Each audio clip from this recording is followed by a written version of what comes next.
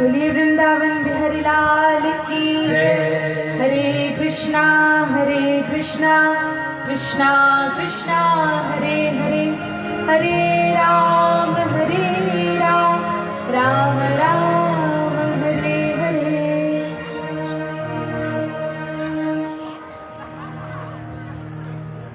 भगवान के भक्त किसी भी कुल में जन्म ले सकते हैं, अमीर हो अथवा गरीब हो, ब्राह्मण हो अथवा चांडाल हो। कई ऐसे भक्तों के उदाहरण हैं जो निम्न कुल में भी जन्म लेते हैं, जो गरीब कुल में भी जन्म लेते हैं, कुछ नहीं होता फिर भी भगवान की भक्ति करते हैं। भगवान की भक्ति में किसी भी प्रकार की जाति पाति का, वर्ण का, समाज का कोई बंधन नहीं है। जो भी व्यक्ति भगवान का भजन करता है, चाहे वह पशु पक्षी ही क्यों ना हो, जिस प्रकार गजेंद्र ये तो हाथी की योनि में है, जिस प्रकार गरुड़ जी ये सभी भगवान की भक्ति में लगे हैं, इसीलिए क्योंकि यह शरीर तो ऊपरी वस्त्र के समान है। भगवान कहते हैं वासाम से जीर्णानि यथा विहाय। इस प्रकार आत्मा शरीर को बदलती है, जिस प्रकार मनुष्य प्रतिदिन स्नान के उपरांत अपने वस्त्रों को बदलता है, उसी प्रकार आत्मा विभिन्न विभिन्न शरीर धारण करती है। कभी वह शरीर किसी कुल में हो सकता है, कभी किसी वर्ण में हो सकता है। तो कर्मों के अनुसार, पूर्वकृत कर्मों के अनुसार विभिन्न शरीर मिल सकते हैं, लेकिन आत्मा में कोई अंतर नहीं होता। आत्मा स्त्री या पुरुष नहीं होती, आत्मा ब्राह्मण क्षत्रिय वैश्य शूद्र नहीं होती। ये सब तो शरीर की संज्ञाएं हैं। जो शरीर हम धारण किए हैं, इस शरीर की ये संज्ञा है। लेकिन भगवान शरीर नहीं देखते, भगवान तो देखते हैं कि जीव का भाव क्या है, क्योंकि आत्मा के स्तर पर सभी समान है। चाहे वे वृक्ष की योनि में हो, चाहे वे पशु पक्षी की योनि में हो, अथवा मनुष्य की योनि में हो। भगवान के परम भक्त जिनका नाम सुदामा है, ये सुदामा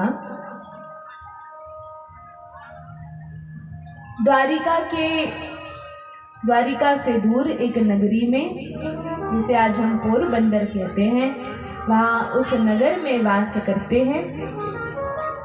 ब्राह्मण कुल में जन्म है, लेकिन अत्यंत अत्यंत निर्धन है। भौतिक धन इनके पास नहीं है।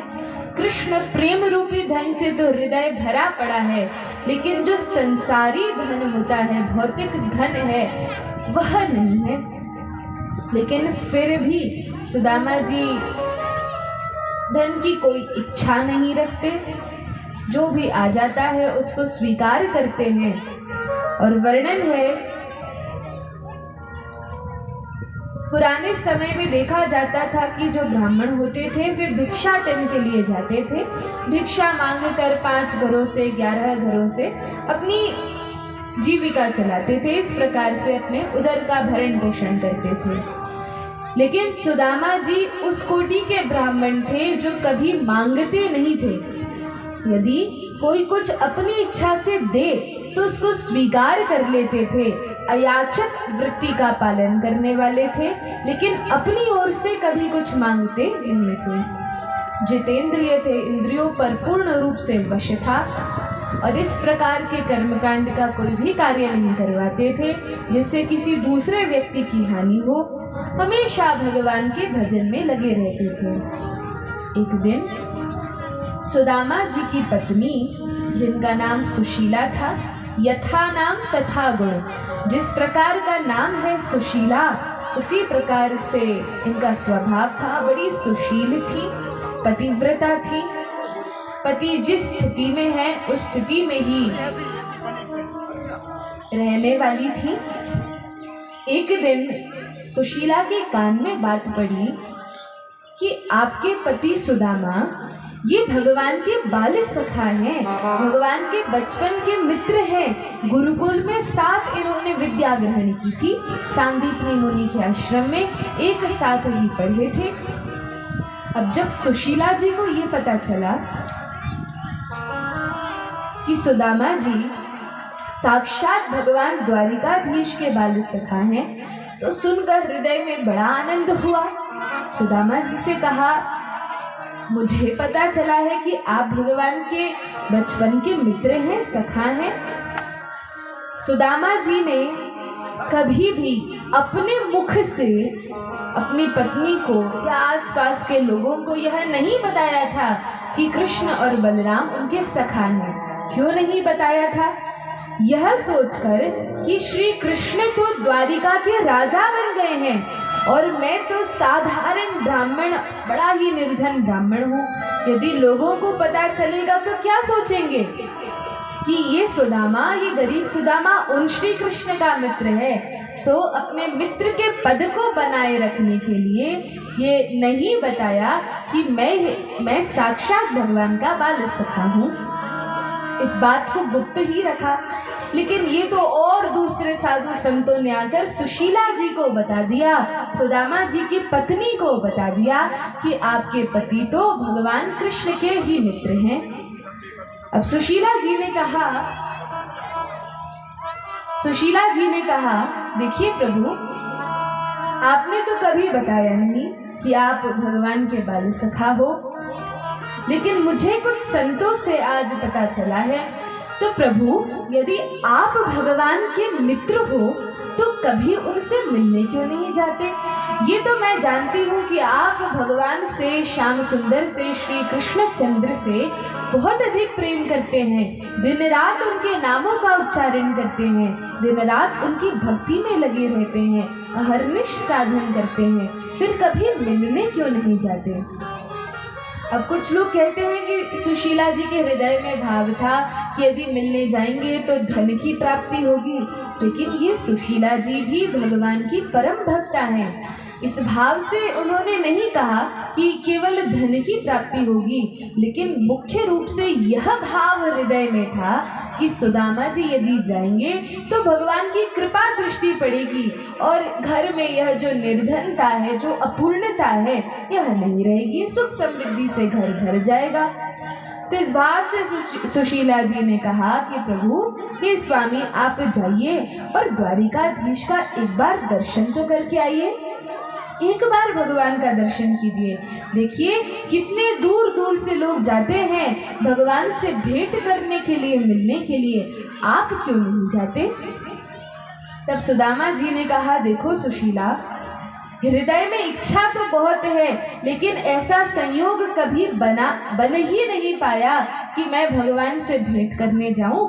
लेकिन आज तुमने अपने मुख से कह ही दिया है तो अवश्य एक ना एक दिन तो मैं अपने मित्र से मिलने, उनके दर्शन करने अवश्य जाऊंगा। सुशीला जी ने कहा, यदि जाना ही है तो देर किस बात की, अभी ही चले जाइए। सुदामा जी ने कहा, देखो सुशीला, एक नियम है। क्या नियम है? कभी भी जब हम भगवान के दर्शन करने जाएं, मंदिर में जाएं, तो भगवान के दर्शन करने के लिए दूसरा गुरु के घर और तीसरा राजा के पास खाली हाथ नहीं जाना चाहिए। भगवान के पास, गुरु के पास और राजा के पास कभी खाली हाथ नहीं जाना चाहिए। कुछ ना कुछ भेंट लेकर, अपनी सामर्थ्य के अनुसार भेंट लेकर अवश्य जाना चाहिए। और देखो सुशीला, श्री कृष्ण द्वारिकाधीश भगवान भी हैं, गुरु भी हैं, जगत गुरु हैं और राजा भी हैं, तो उनके द्वार पर उनसे मिलने के लिए मैं खाली हाथ कैसे जा सकता हूँ? और मेरे पास भेंट देने के लिए कुछ भी नहीं है। सुशीला जी ने कहा, बात तो ठीक है, लेकिन मैं कुछ प्रबंध किए देती हूँ। क्या प्रबंध करोगी? आप यहीं ठहरिए, मैं कुछ घरों से कुछ सामग्री लेकर आती हूँ। हाँ ठीक है। अब सुशीला जी गई चाहती तो एक घर से भी चावल ला सकती थी, लेकिन अलग अलग 2-4 घरों से थोड़े थोड़े चावल इकट्ठे करके एक पोटली में बांधकर सुदामा जी को दे दिया। अलग अलग घरों से क्यों चावल लिए? क्योंकि हर घर के चावल कुछ भिन्न भिन्न होते हैं, कुछ थोड़े पीले होते हैं, कुछ सफ़ेद होते हैं, कुछ टूटन होते हैं और कुछ साबुत होते हैं। तो अलग अलग घरों से चावल लिए कि भगवान जब इस पोटली को खोलकर देखेंगे तो समझ जाएंगे कि सुदामा के घर चावल भी नहीं है खाने के लिए और अलग अलग घरों से मांग कर ये लाए हैं। अब पोटली बांधकर सुदामा जी को दे दी, कहा ले जाइए इस पोटली को और ये भगवान को भेंट कर देना। सुदामा जी ने भी कहा ठीक है, सामर्थ्य के अनुसार जो बन पड़ेगा ये भगवान को हम दे देंगे। अब वे तो भगवान के स्वभाव से परिचित हैं, जानते हैं कि श्री कृष्ण यह नहीं देखते कि क्या लेकर आया है, यह देखते हैं कि किस भाव से लेकर आया है। जिस प्रकार विदुरानी ने भाव से भगवान को खेला देना चाह रही थी, लेकिन इतना अधिक प्रेम हृदय में उमड़ आया कि खेला तो नीचे पटकती गई और छिलका निकाल कर भगवान को दे दिया। छील रही थी कि छील कर मैं भगवान को दूंगी, लेकिन इतने भाव में आ गई कि केला तो नीचे फेंकती गई और छिलका भगवान को देती गई, और भगवान ने भी उनके भाव का आदर करते हुए उन छिलकों को ग्रहण कर लिया। और उसी दिन दुर्योधन ने निमंत्रण किया था भगवान का कि भगवान 56 भोग बनवाए हैं आपके लिए, राजसी ठाट बाट से भोजन बनवाया है, लेकिन भगवान ने ठुकरा दिया, नहीं स्वीकार किया उस दुर्योधन के भोजन को, लेकिन विदुरानी के छिलके भगवान ने स्वीकार कर लिए। तो विदुर जी जानते हैं कि मेरे मित्र द्वारिकाधीश, मेरे कन्हैया, मेरे कान्हा ये यह नहीं देखेंगे कि क्या लेकर आया हूँ, लेकिन वे तो भाव देखते हैं। अब पोटली को कांख में दबा के, बड़ा ही दुर्बल शरीर है और सुदामा जी चल पड़े हैं। अब यह नहीं पता कहाँ जाना है, कहाँ द्वारिका है, कितना दूर है, लेकिन हृदय में केवल यह विचार करके सुदामा जी निकल पड़े हैं। और जैसे ही जाते हैं मार्ग में चलते गए। अब बहुत धूप लग रही थी, कोई साधन नहीं था, हाथी रथ घोड़ा इत्यादि तो था नहीं, पैदल ही जा रहे थे। भगवान को भी द्वारिका में बैठे बैठे दया आती है। भगवान विचार करते हैं क्या किया जाए, तब अपनी योग माया को आदेश दिया कि जाओ जाकर सुदामा को मार्ग में ही योग निद्रा में सुला दो। योग निद्रा में जैसे ही सो गए सुदामा जी थक कर, तब भगवान की योग माया ने क्या किया, सुदामा जी को जहाँ पर सोए थे उस स्थान से उठाकर द्वारिका नगरी में लाकर स्थित कर दिया, द्वारिका नगरी में लाकर रख दिया। सुदामा जी ने जैसे ही आंखें खोली, देखा अरे मैं कहाँ सोया था और कहाँ उठ गया हूँ, अधिक समझ में नहीं आता, बहुत आश्चर्य में पड़ जाते हैं। फिर आसपास लोगों से पूछने लगे, भैया यहाँ से द्वारिका कितनी दूर है? लोगों ने कहा, ब्राह्मण देवता आप तो द्वारिका में ही है। अच्छा ये द्वारिका है। अब सुदामा जी मुख उठाकर देखने लगे तो बड़े बड़े महल, ऐसे महल जो सुदामा जी ने कभी देखे नहीं थे। वे तो गांव में रहा करते थे जहाँ पर छोटी छोटी झोपड़ियाँ टपरियाँ बनी थी। सुदामा जी ने कहा अपने जीवन में महल देखे।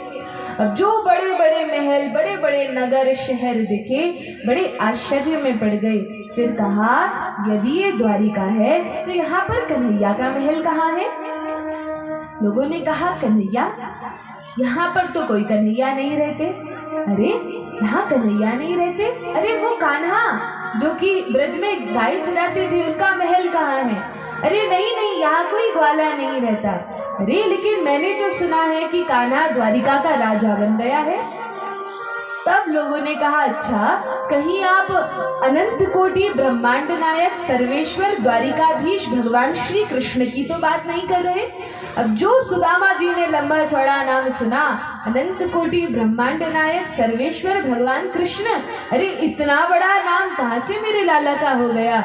वे तो हम तो उन्हें कान्हा के नाम से, कन्हैया के नाम से पुकारते हैं। अच्छा हाँ वही श्री कृष्ण, कहाँ है उनका महल?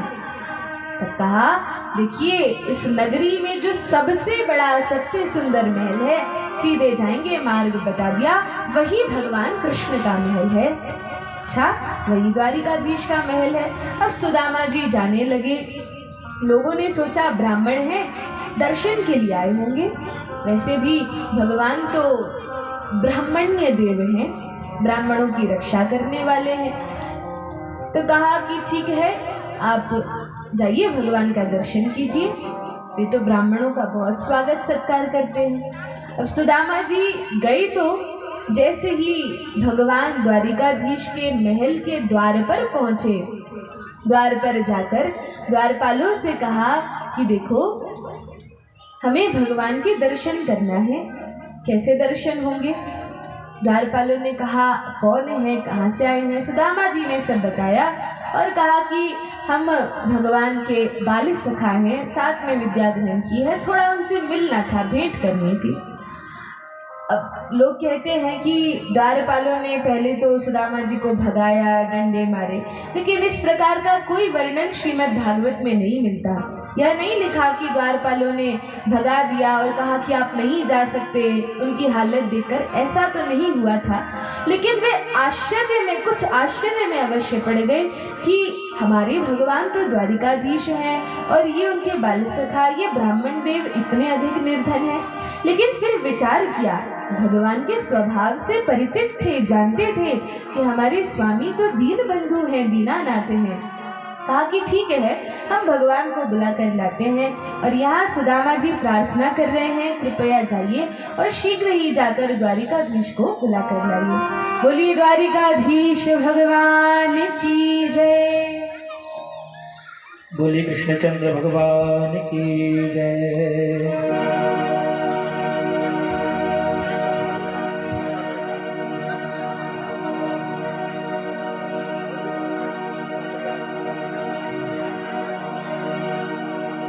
कृष्णचंद्र भगवान की जय।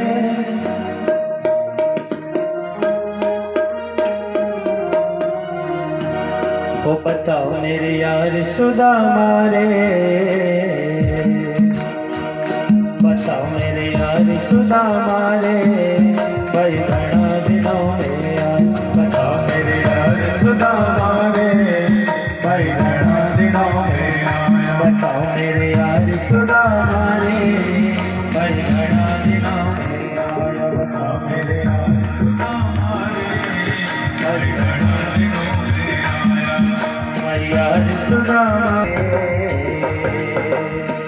छोटे दी मार सुदामा रे, ओ भाई घना दिनों में, बताओ मेरे यार सुदामा रे, भाई घना दिनों में आया।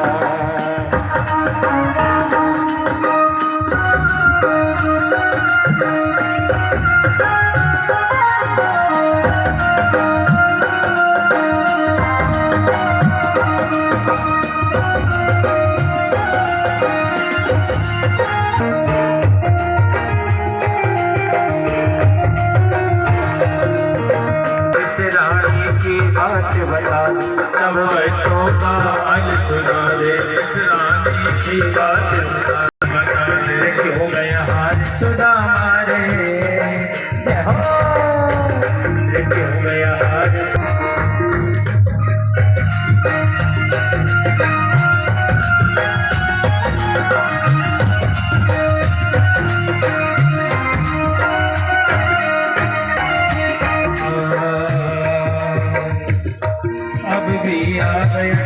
वक्त पे आ जा बैठ जा मेरे वक्त पे, अब भी आ गए थे आ जा बैठ जा मेरे, अब भी आ गए थे वक्त पे, बैठ जा मेरे वक्त पे, भाई दिनों का हाल सुदामा रे, हो दिनों का हाल सुदामा रे, भाई घना दिनों में आए, बताओ मेरे यार सुदामा।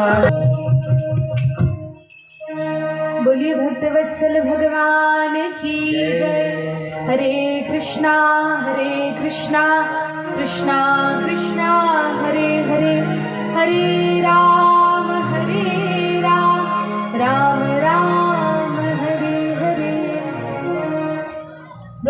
द्वारपालों से सुदामा जी ने कहा, देखो भगवान को सूचना दे दो कि हम सुदामा हैं, उनके भक्त मिलने आए हैं। द्वारपालों ने कहा ठीक है।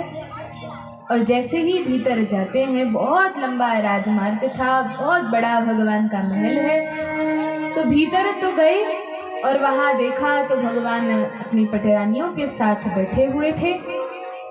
भगवान द्वारिकाधीश से जाकर जैसे ही द्वारपालों ने कहा कि भगवान एक ब्राह्मण देवता आए हैं, कहते हैं आपके बाल सखा हैं। भगवान ने कहा क्या नाम है? और जैसे ही द्वारपालों के मुख से निकला सुदामा, सुदामा पूरा भी नहीं कहा, सु केवल कहा। भगवान समझ गए और जिस प्रकार बैठे थे, कोई राजसी श्रृंगार नहीं था। भगवान का तो श्रृंगार चल ही रहा था, बीच में ही छोड़कर भगवान तुरंत खड़े हो गए। यह भी नहीं कहा द्वारपालों से कि उन्हें भीतर बुलाओ, उन्हें बैठाओ, हम मिलने आते हैं। भगवान तो स्वयं ही चल पड़े। द्वारपाल तो पीछे ही रह गए महल में, कक्ष में, और भगवान निकल पड़े।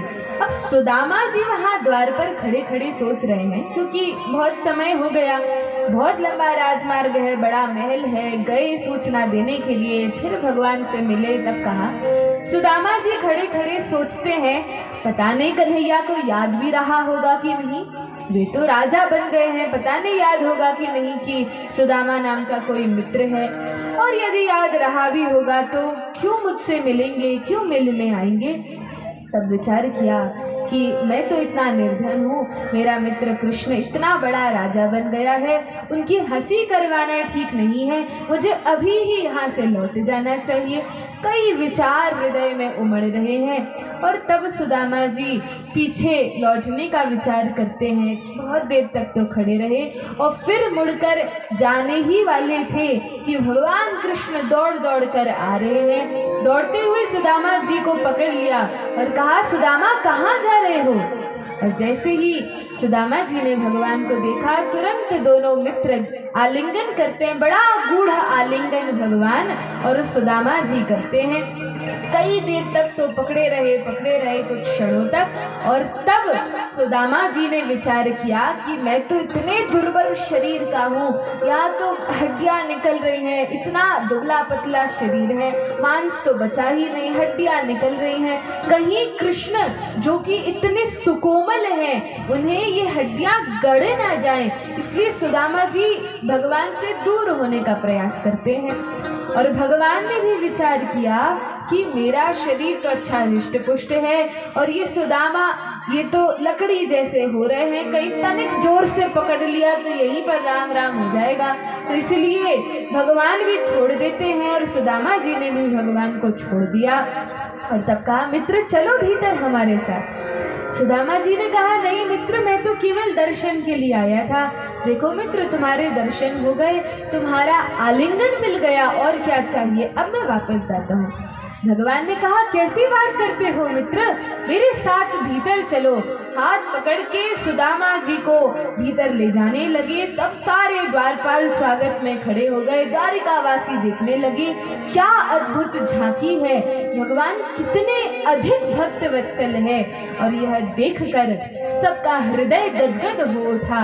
यह सुंदर झांकी को देखकर सुदामा जी को लेकर अपनी प्रियतमा रुक्मणी जी के महल में लेकर गए, जहाँ भगवान निवास कर रहे थे। और रुक्मणी जी के महल में ले जाकर वहाँ सुंदर भव्य आसन पर सुदामा जी को बैठाया। रुक्मणी जी से कहा, अब आज तक कभी भगवान रानियों को आदेश नहीं देते थे, ये लेकर आओ वो लेकर आओ। दासियाँ इतनी सारी थी, दासियों को आदेश दिया करते थे, लेकिन आज साक्षात रुक्मणी जी से कहा, जाओ ब्राह्मण के पांव धुलाने के लिए जलपात्र लेकर आओ। और रुक्मणी जी ने भी यह नहीं विचार किया, मैं रानी हूँ, मैं क्यों जाऊँ। तुरंत भगवान की आज्ञा मानकर सुनकर भागती है जल का पात्र लेने के लिए। और भगवान तो चरणों में बैठ गए। क्यों चरणों में बैठे? वे तो मित्र हैं, बराबरी से बैठना चाहिए। लेकिन भगवान ब्राह्मणों का अति आदर करने वाले हैं। सुदामा को ब्राह्मण जानकर भगवान चरणों में बैठे हैं और देखते हैं कि पैरों में पादुका तो है नहीं, नंगे पांव ही चलकर आ रहे थे। बहुत सारे कांटे चुभ गए हैं, रक्त निकल रहा है और ऐसी दशा देखकर भगवान के आंखों से अश्रुधार बहने लगती है। भक्त तो भाव देते हैं कि आंसुओं से ही रो रो कर भगवान ने उनकी दशा को देखकर उनके पाद प्रक्षालन कर दिया, चरण धो दिए। और लेकिन भागवत में वर्णन है, रुक्मिणी जी जल का पात्र लेकर आई, वे पानी डालती हैं और भगवान अपने सुकोमल हाथों से सुदामा जी के चरणों को धोते हैं और इस प्रकार से धोने के बाद अपने ही अचरा से, अपने ही गमछा से, अपने ही वस्त्र से उनके चरणों को पोंछते हैं और तब मित्र की भांति समान आसन पर बैठते हैं और बचपन की, बाल्यकाल की, गुरुकुल की बातें करने लगते हैं। सुदामा बड़े दिनों के बाद याद आई। सुदामा जी ने कहा, मित्र मुझे तो याद आ भी गई, तुमने तो याद ही नहीं किया। मैं तो कम से कम आया, तुम तो कभी आए भी नहीं। भगवान ने कहा, रे सुदामा क्या बताऊं, तुम्हें तो पता है पहले तो मैं ब्रज में, वृंदावन में कितने आनंद से रहता था, वहाँ गैया चराता था, गोपियों के साथ लीला करता था। लेकिन फिर कंस मामा का उद्धार करने के लिए मथुरा आना पड़ा। फिर गुरुकुल में तुमसे भेंट हुई और मित्र जब से गुरुकुल से पुनः मथुरा में गया तो जरासंध के एक के बाद एक आक्रमण होने लगे और उनसे मथुरा वासियों की रक्षा करने के लिए द्वारिका में मैंने अपना राज्य स्थापित किया और फिर यहाँ पे कई विवाह हुए और इतना बड़ा कुल खानदान हो गया। तो बस यही इनके पालन पोषण में, राज्य की सुरक्षा में, राज्य भार संभालने में मैं लग गया। लेकिन तुम बताओ मित्र, तुम कैसे हो? सुदामा जी ने कहा, देखो कृष्ण, तुम तो जगन्नाथ हो, तुम तो अनंत कोटि ब्रह्मांड नायक हो, तुम्हारी ही कृपा है, सब ठीक है। अपना रोना नहीं रोए कि अरे मित्र क्या बताए, बड़ी गरीबी है, कुछ खाने पीने को नहीं है, यह सब सुदामा जी ने नहीं कहा मित्र तुम्हारी ही कृपा है। तब भगवान ने कहा, अच्छा हमारे लिए कुछ भेंट तो लाए होगे। अब जिस समय वर्णन है, सुदामा जी को लेकर भगवान महल में आते हैं तो सुदामा जी का बहुत भव्य स्वागत सत्कार किया। सुंदर वस्त्र, रेशमी वस्त्र भगवान ने उन्हें अर्पण किए, सुंदर हार, फूल माला सब पहनाई और अब सुदामा जी बड़े बन ठन कर बैठे हैं, बहुत बात भगवान करते हैं, बालपन की बात करते हैं। और तब अगले दिन सुदामा जी ने कहा, देखो मित्र, तेरा घर यहाँ से बहुत दूर है और वहाँ मेरी पत्नी सुशीला, मेरे बालक सभी प्रतीक्षा कर रहे होंगे कब मैं वापस आऊं, इसलिए मित्र अब मुझे जाना चाहिए। भगवान ने कहा, लेकिन पहले ये बताओ भेंट क्या लेकर आए हो? अब जो भगवान भेंट की बात करें, सुदामा जी लाए तो थे चावल की पोटली और देना भी चाहते थे, लेकिन देखा कि भगवान अकेले होते तो दे भी देता। यहाँ इतनी सारी रानियां लाइन लगा कर खड़ी हैं, ये देखेंगी बड़े बड़े घरों की राजकुमारियां हैं, ये देखेंगी कि हमारे पति के ये मित्र हैं, चावल की पोटली, चावल लेकर आए हैं भगवान को भेंट देने के लिए, तो इन्हें कैसा लगेगा? सुदामा जी ने कहा, देखो कृष्ण, मैं भेंट ला तो रहा था लेकिन जल्दी जल्दी में यहाँ आना हुआ, भूल गया। चिंता मत करो, अगली बार जब भी आऊँगा अवश्य कुछ ना कुछ लेकर आऊँगा। अब भगवान तो सर्वेश्वर है, सब कुछ जानने वाले हैं, जानते हैं कि चावल की पोटली लाए हैं और कांख में छुपा रहे हैं। भगवान ने सुदामा जी के हाथ से वह चावल की पोटली को छीन लिया और कहा कि मैं जानता हूँ तुम ये मेरे लिए लेकर आए हो मित्र, मैं अभी इन्हें खाऊंगा। और सुदामा जी को बड़ा संकोच हो रहा है, बड़ी लज्जा आ रही है, लेकिन भगवान तो परम प्रसन्न है उन चावलों को देखकर। पोटली खोलते हैं, पहली मुट्ठी चावल उठाए और खाने लगते हैं। जैसे ही पहली मुट्ठी चावल भगवान ने खाए, जितना भी ऐश्वर्य वैभव भगवान के पास द्वारिका में है, मानो सब कुछ सुदामा जी के नाम कर दिया। बोलिए द्वारिकाधीश भगवान की जय। दूसरी मुट्ठी चावल उठाए, खाने लगे और भगवान के अब मनुष्य लीला कर रहे थे। तो मनुष्य लीला में द्वारिका का राज्य था, जो कुछ भी भगवान के आधिपत्य में था वह तो सुदामा जी को अर्पण कर ही दिया। अब दूसरी मुट्ठी जब चावल खाते हैं तो उन चावलों के बदले में जितने अन्य लोग हैं, वैकुंठ आदि लोग हैं, वे सभी भी सुदामा जी के नाम कर दिए। और अब भगवान के पास कुछ नहीं बचा, केवल रानियां हैं, बाकी सब तो सुदामा जी के नाम हो गया। जब तीसरी मुट्ठी चावल खाने ही वाले थे कि रुक्मणी जी ने, जो लक्ष्मी स्वरूपा है, हाथ पकड़ लिया, कहा नहीं भगवान, अब हमें अपनी ही दासी रहने दो, क्योंकि और कुछ तो बचा नहीं था। अब तीसरी मुट्ठी चावल खा लेते तो जितनी रानियां हैं वे सभी सुदामा जी की दासी बन जाती। तो रुक्मणी जी ने कहा देखो भगवान, मैं तो लक्ष्मी स्वरूपा हूँ और लक्ष्मी की आज तक कभी ब्राह्मण से पटी नहीं है, क्यों सुदामा जी के हाथ में हमें दे रहे हो? हम आपकी ही दासी बनकर जीवन पर्यंत रहना चाहते हैं, हमें सुदामा जी की दासी मत बनाओ। तब भगवान हंसते हैं और रुक्मणी जी ने कहा थोड़ा प्रसाद हमें भी मिलना चाहिए, और तब छुड़ा लिया भगवान के हाथ से। सभी रानियों ने आपस में वितरित करके उस प्रसाद को, चावल रूपी प्रसाद को ग्रहण किया। सुदामा जी ने कहा मित्र, अब मुझे चलना चाहिए, बहुत समय हो गया। भगवान ने कहा ठीक है सुदामा जी, आप जाइए, लेकिन यह जो राजसी वस्त्र आपने धारण किए हैं, ये जो सुंदर अलंकार धारण किए हैं, इन्हें निकालते जाइए। सुदामा जी ने यह विचार नहीं कहा कि क्यों कृष्ण ऐसा कह रहे हैं, क्या बातें हैं। तुरंत जिस धोती को पहनकर जिस हालत में सुदामा जी आए थे वैसे ही तैयार हो गए और जाने लगे। रुक्मणी जी को बहुत आश्चर्य होता है। रुक्मणी आदि रानियों ने कहा भगवान, आपके पास क्या कोई कमी है? आपके पास रथ की, हाथी घोड़ों की, वस्त्र की, अलंकार की कोई कमी है जो आप सुदामा जी को उसी हालत में वापस भेज रहे हैं? भगवान, अरे ये ब्राह्मण देव आपके द्वार पर आए हैं तो उन्हें खूब संतुष्ट करके भेजाते। भगवान ने कहा वे तो संतुष्ट ही हैं। अरे भले ही वे संतुष्ट हैं, लेकिन आपको तो अपने कर्तव्य से कुछ देना चाहिए। भगवान ने कहा रुक्मणी चिंता क्यों करती हो, अभी देखती जाओ। रुक्मणी जी चुप हो गई, कुछ नहीं कहा। अब सुदामा जी जाने लगे तो ये जितनी रानियां हैं ये पंक्तिबद्ध होकर आती हैं, बहुत सारे मिष्ठान आदि सुदामा जी को खिलाने के लिए, भेंट देने के लिए, आशीर्वाद लेने के लिए। सबसे पहले रुक्मणी जी आई, अपने हाथ से बनी मिठाई सुदामा जी को अर्पण किया, आशीर्वाद लिया। सुदामा जी ने कहा सौभाग्यवती भव। तब दूसरी रानी आई, उन्होंने भी मिष्ठान भोग अर्पण किया और आशीर्वाद मांगा। सुदामा जी ने कहा आयुष्मती भव। फिर तीसरी रानी आई, जाम्बती आई, उन्होंने प्रणाम किया, उनको भी आशीर्वाद दिया। अब आते आते 10-20 रानियां हो गई। सुदामा जी भी मिठाई खा खा कर थक गए, आशीर्वाद दे देकर थक गए। 50 रानियां हो गई, 100 रानियां हो गई। सुदामा जी बड़े थक गए और कहा कन्हैया, ये इतनी तेरी रानियां हैं कि दासियां हैं? भगवान ने कहा अरे ऐसा मत कहो, ये सबकी सब रानियां हैं। सुदामा जी ने कहा इतने विवाह हुए तेरे? भगवान ने कहा चिंता मत करो, अभी तो 50-100 ही हुई हैं, कुल तो 16,108 हैं। अरे कन्हैया 16,108 रानियां?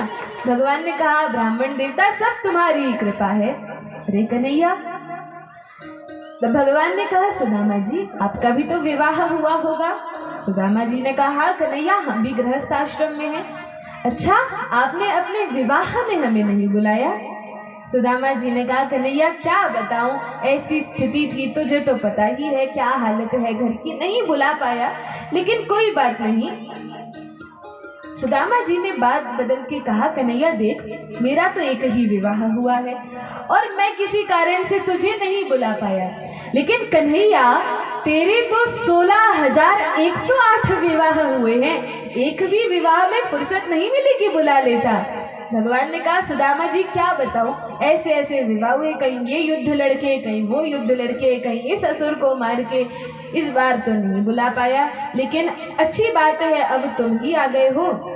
सुदामा जी ने कहा मित्र अब मैं जाता हूँ। कहा ठीक है। अब सारे वस्त्र अलंकार तो उतार दिए थे और पैदल आए थे, पैदल ही जाने लगे, भगवान द्वार तक छोड़ने के लिए जाते हैं।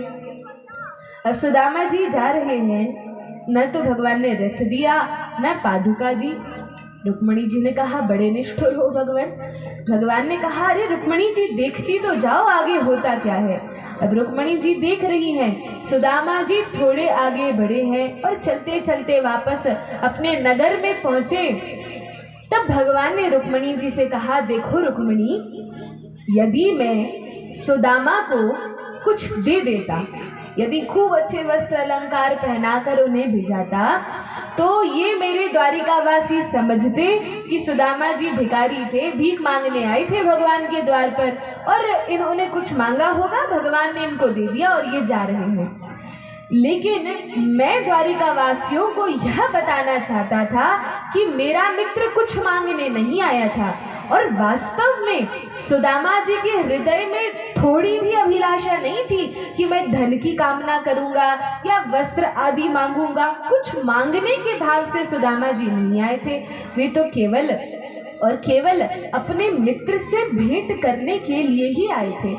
तो यह द्वारिका वासियों को भगवान दिखाना चाहते थे कि मित्र हैं, सखा हैं, मिलने के लिए आए हैं, कुछ मांगने के लिए नहीं आए। और जहाँ तक रही देने की बात, तो रुक्मिणी जी उन्हें उनके राज्य में पहुँचने तो दो, उनके गांव में पहुँचने तो दो, फिर देखना। और जो सुदामा जी अपनी नगरी में पहुँचे तो देखा जहाँ पर उनकी टूटी फूटी झोपड़ियाँ थी, टपरियाँ थी, जितने छोटे मोटे मकान थे, वो गांव नहीं रहा, द्वारिका से भी अधिक सुंदर, द्वारिका से भी अधिक समृद्ध और वैभवशाली ऐश्वर्यशाली सुदामा जी का वह गांव बन गया है। जितने भी छोटे छोटे मकान थे सब महलों में परिवर्तित हो गए हैं। बड़ा सुंदर एक मंदिर उनके नगर में, क्षेत्र में बन गया है। और वहां पर उनकी पत्नी सुशीला सुंदर रेशमी साड़ी पहनकर, बहुत सारे स्वर्ण के अलंकार पहनकर, आरती की थाली हाथ में रखे स्वागत के लिए खड़ी हैं। लेकिन सुदामा जी पर स्त्री पर दृष्टि नहीं डालते, चरणों में देखकर कहते हैं माता आप कौन हैं? सुशीला जी ने कहा अरे पतिदेव, मैं आपकी दासी, आपकी पत्नी सुशीला हूँ। अरे सुशीला, ये इतने सुंदर वस्त्र, इतने अलंकार तुम्हारे पास कहाँ से आए? किसने दिया यह सब? सुशीला जी ने कहा प्रभु, मैंने कहा था ना, एक बार द्वारिकाधीश के दर्शन के लिए चले जाइए। वे तो दीन बंधु हैं, दीनानाथ हैं, सभी पर करुणा कृपा करने वाले हैं, वे अवश्य कृपा करेंगे। भगवान कृष्ण को प्रणाम करने मात्र से जीव के जितने भी दुख हैं, जितने भी बंधन हैं, वे समाप्त हो जाते हैं और जीवन में मंगल ही मंगल छा जाता है। जिस समय आपने उनके दर्शन किए, यहाँ की स्थिति पूर्ण रूप से बदल गई। केवल हम ही नहीं, जितने घरों से चावल गए थे, उन सब घरों के, जितने भी घरों से लोगों ने भेंट देने के लिए चावल दिए थे, उन सबों के घर भी बदल गए हैं, सब महलों में परिवर्तित हो गए हैं और अब घर में धन धान्य की कोई कमी नहीं है। सुदामा जी ने कहा देखो सुशीला, तुम्हें धन धान्य चाहिए था, तुम्हें मिल गया, लेकिन मैं तो केवल भक्ति भाव से ही द्वारिकाधीश के दर्शन करने गया था और मुझे इस माया में नहीं पड़ना। वर्णन है सुदामा जी उन महलों में नहीं रहे, सुदामा जी ने वह ऐश्वर्य स्वीकार नहीं किया। फिर क्या किया? महलों में अपनी पत्नी और बच्चों को छोड़कर, भगवान के आश्रय में छोड़कर, सुदामा जी भजन करने के लिए, साधन करने के लिए दूर जंगल में चले जाते हैं और संपूर्ण जीवन भगवान का भजन ही करते हैं। और यहाँ द्वारिकाधीश महारानी रुक्मिणी से कहते हैं पैदल इसलिए भिजाया था ताकि सुदामा के चरण कमल, सुदामा के चरणों की रज हमारी द्वारिका नगरी पर जब पड़ेगी तो यह द्वारिका नगरी भी धन्य हो जाएगी। इसलिए रथ पर नहीं बैठाया, इसलिए पादुका नहीं दी, पैदल ही सुदामा जी को लौटा दिया है। बोलिए वृंदावन बिहारी लाल की जय, द्वारिकाधीश भगवान की जय।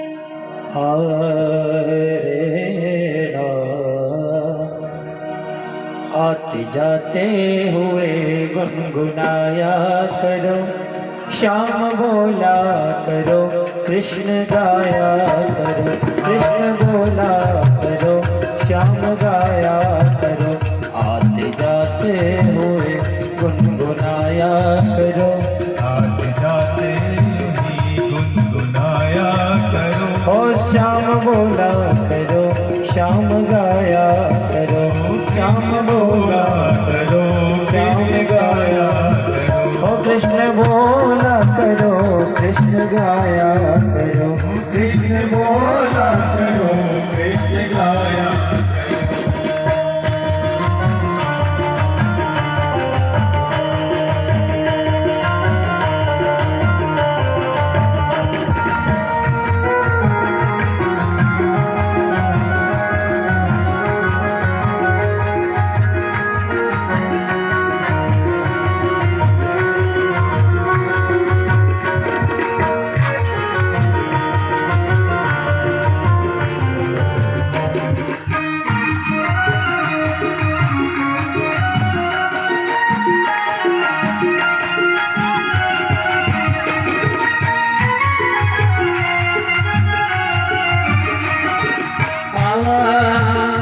कौन कहता है कि छोड़ कर काम को, कौन कहता है कि छोड़ कर काम को, अच्छा हो याद रखो अगर शाम को, अच्छा हो याद रखो अगर शाम को, अच्छा हो याद रखो अगर शाम को, सुख दुख में न शाम, दुख में न शाम को बुलाया करो, सुख दुख में न शाम को बुलाया करो, श्याम बोला करो, श्याम गाया करो, श्याम बोला करो, श्याम गाया करो, आते जाते हुए गुनगुनाया करो, आते जाते हुए गुनगुनाया करो। ओ श्याम बोला करो, श्याम गाया करो, श्याम